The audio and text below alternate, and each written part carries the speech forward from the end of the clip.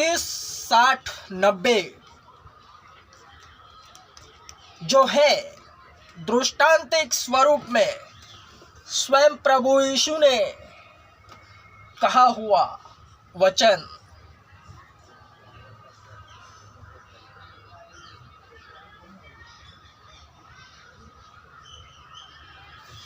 यहाँ स्पष्ट बना है, वरन हर तरफ वचन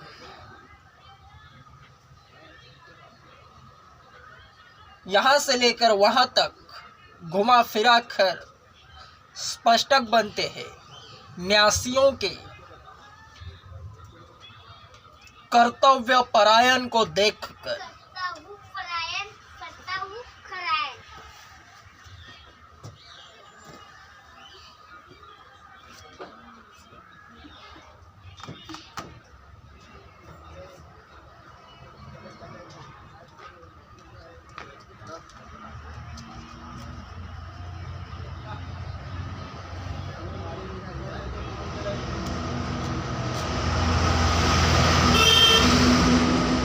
हे भक्तजनों,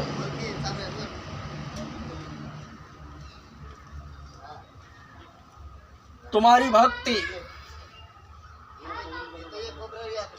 केवल एक ही बात पर आधारित है, वह यह है कि जो करता धरता है सरगना टॉप यीशु, उसे तुम अपनी जिंदगी में, जीवन में कितना महत्व देते हो, किस स्थान पर रखते हो, वह भी इसी बात पर डिसाइड होता है। यानी संपूर्ण मन से यीशु पर ही प्रेम करना है और उसी पर मजबूत विश्वास रखना है। यीशु से प्रेम करना यह आज्ञा है और उस पर विश्वास रखना यह कार्य है। परमेश्वर की आज्ञा और परमेश्वर का कार्य यही तो है। जो इस पे निपुण है वही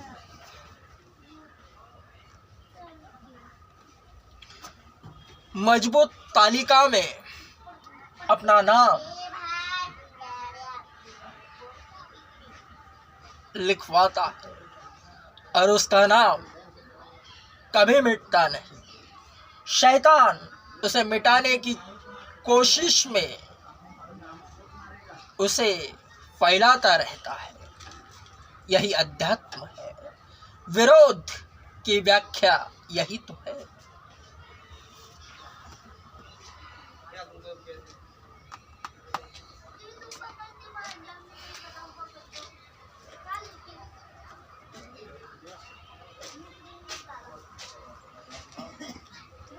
परमेश्वर को कभी किसी ने न देखा, वरन इकलौता पुत्र जो पिता की गोद में है, उसी ने उसे प्रकट किया। यानी सुसमाचार प्रचारक, उसके दास, जिसे नबी कहा जाता है, परमेश्वर की ओर से भेजे हुए उसका मैसेज देने वाले पैगंबर, जो आत्मा में भरकर आत्माओं की बातें करते हैं, आत्मिक बातें, अध्यात्म।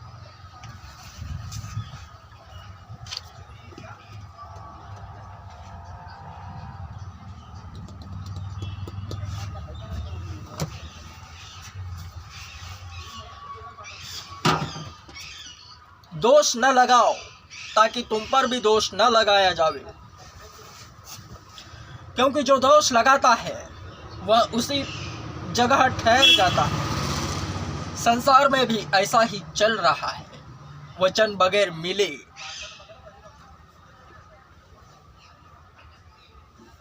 एक दूसरे की उतारते हैं। संसार में वचन सेम वहां लागू है, वरन वहां वचन नहीं, वचन यहां है अंदर मसीहत में। जो मसीहत से वंचित है उन पर भी वचन लागू है।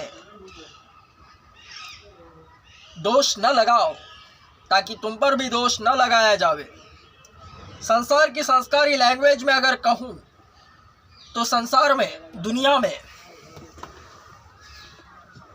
हर तरफ एक दूसरे की उतारते हैं।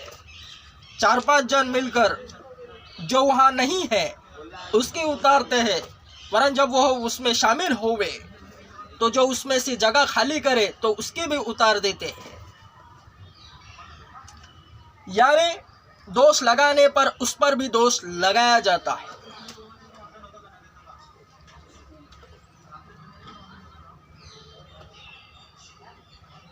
वचन सटीकता से कार्य तब करता है जब भक्त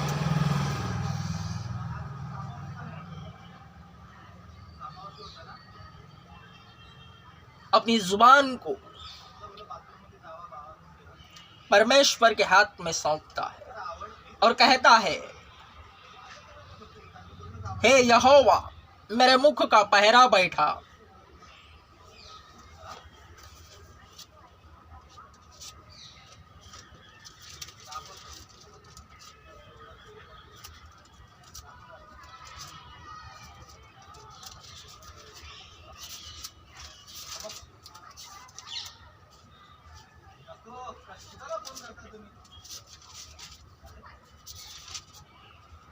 हे यहोवा मेरे मुंह पर पहरा बैठा, मेरे होठों के द्वार की चौकसी कर। सब कुछ प्रभु यीशु से संपूर्ण मन से प्रेम एवं उसी पर मजबूत विश्वास रखने पर जाहिर होता है। भक्त की भक्ति इसी से स्पष्ट होती है और हर एक वचन उसके लिए स्पष्टक बनते हैं। दोष न लगाओ ताकि तुम पर भी दोष न लगेगा। वचन मिलने से पहले भक्त की भक्ति में कितना रसायदान है।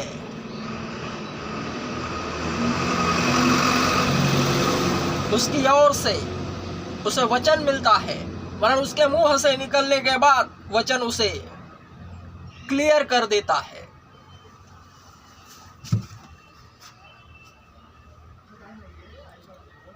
पहले अप्लाई होना फिर सप्लाई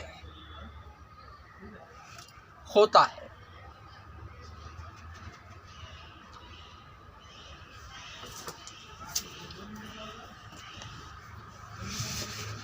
दुनिया का सबसे बड़ा चर्च मैं ओपन कर रहा हूं, वरन मैं खुद हूं। केवल आकार देने की जरूरत है।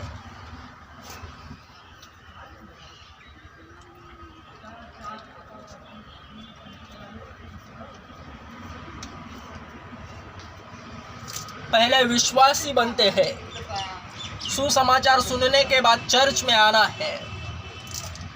संसार की संस्कारी लैंग्वेज में समझाता हूं। दुनिया में मनुष्य जाति पैदा होती है, बालकत्व, बचपना, जवानी, फिर बुढ़ापा। वरन मसीहत में उम्र का कोई मायना नहीं।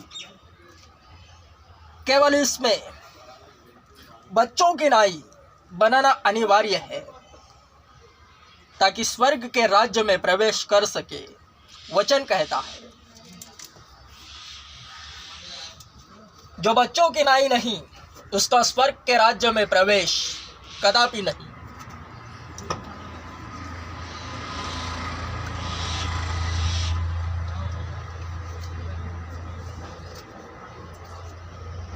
क्योंकि पवित्र शास्त्र बाइबल के हर एक वचन बड़े मीठे हैं। उसे समझने के लिए और ग्रहण करने के लिए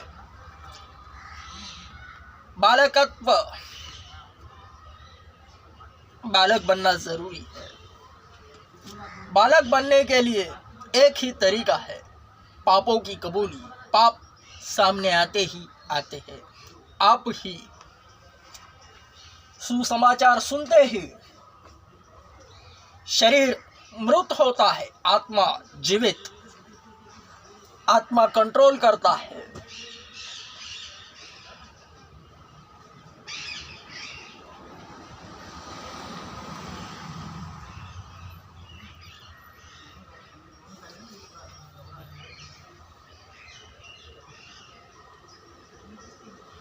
जैसे जैसे पाप कबूल होते हैं, रिवर्स गियर लगता है, बचपना में चले जाते हैं।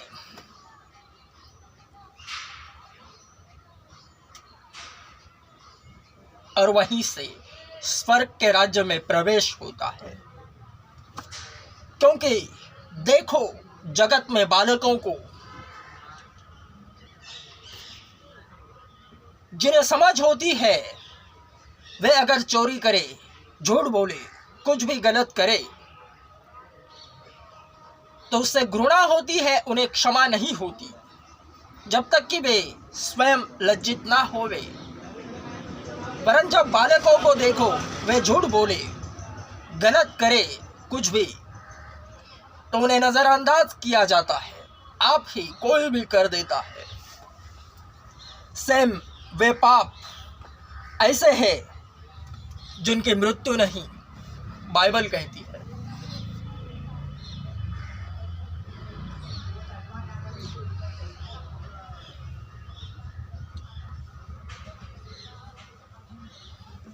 मैं फिर से कहता हूं, पहले विश्वासी बनना जरूरी है।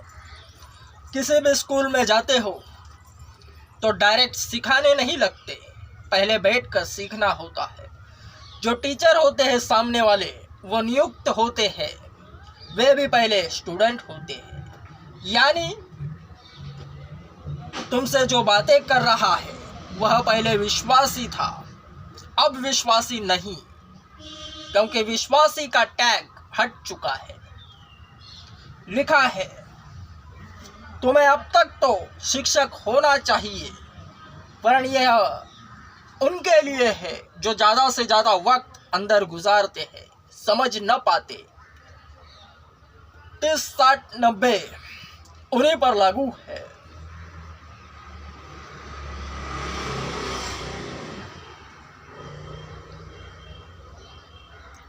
परमेश्वर में बढ़ते रहना,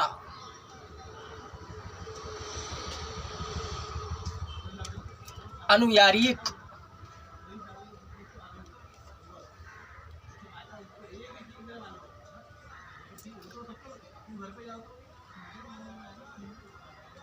बात है।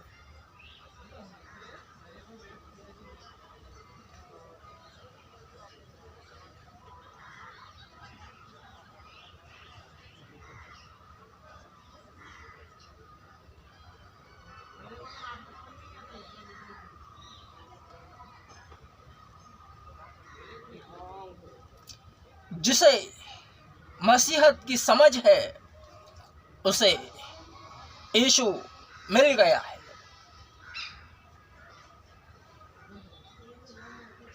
वह समझाता है, जिन्हें वह समझाता है उनके लिए यीशु आ रहा है।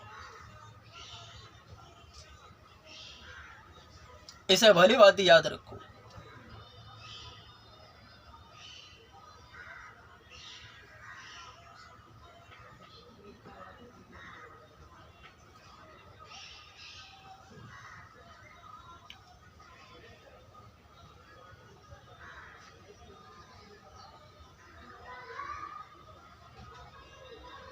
ऊंचे ऊंचे पहाड़ों पर जाकर जोर से चिल्लाओगे तो वही आवाज सामने जाकर रिटर्न आती है, फिर से दोबारा सुनाई देती है।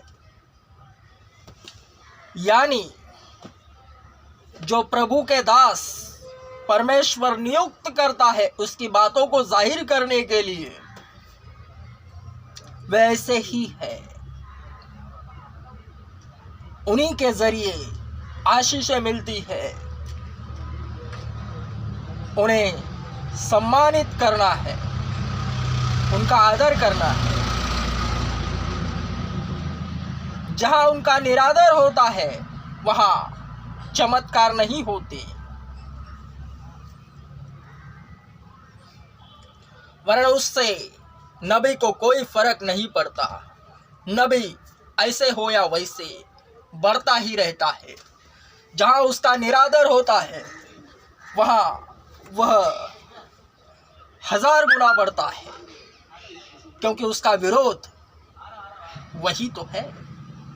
विरोध की व्याख्या यही है कि बिना कुछ किए आप ही बढ़ना। विरोध का सिस्टम ऐसा ही है।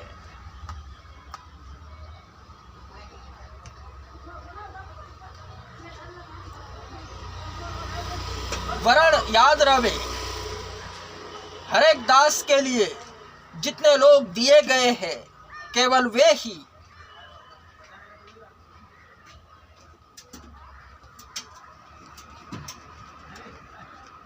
उसके रडार में आते हैं, और आदर और निरादर उन्हीं के क्षेत्र में होता है।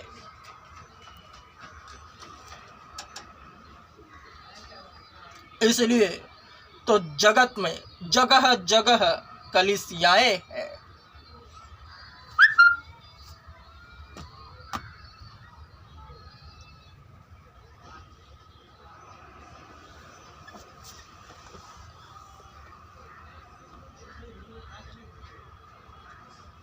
दुनिया का सबसे बड़ा चर्च मैं ओपन कर रहा हूं, आ जाओ। स्वयं परमेश्वर इंसान बना, इस जगत में रहा, शरीर रूप में। जितनों ने उस पर यकीन करा उतनों को उसने परमेश्वर की संतान होने का अधिकार दिया। जितनों ने उस पर यकीन करा,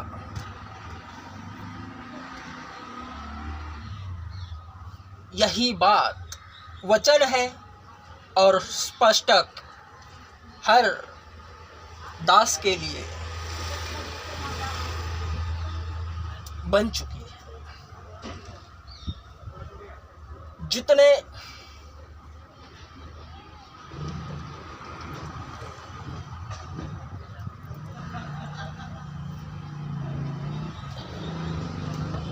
यकीन करते हैं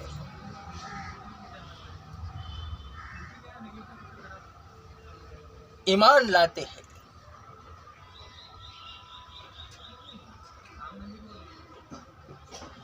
उतने आशीषित होते हैं। क्योंकि परमेश्वर को कभी किसी ने न देखा, इकलौता पुत्र जो उसकी गोद में है उसी ने उसे जाहिर करा।